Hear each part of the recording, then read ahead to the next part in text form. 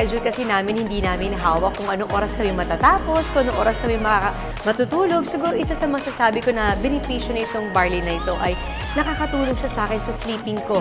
Na minsan nahihirapan ako matulog, pero dahil morning and evening ako umiinom talaga ng barley, so nakita ko yung effect sa akin na nakakatulong talaga siya. At ini-encourage ko din yung mga anak ko na uminom. At unti-unti, nagugustuhan naman nila. Hindi lang sa bata, sa matanda, all ages talaga, para malaman nila kung ano yung magiging benepisyo para sa kanila. Kasi sobrang dami talaga.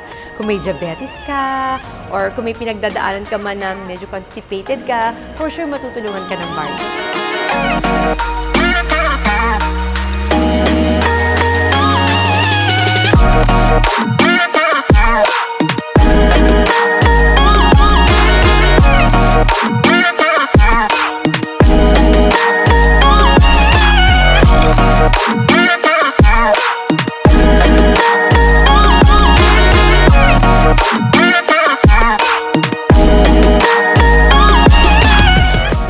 Barley na gusto ko, yung purong-puro at walang kahit anong kahalo. Kaya tandaan, huwag basta barley, dapat amazing pure organic barley.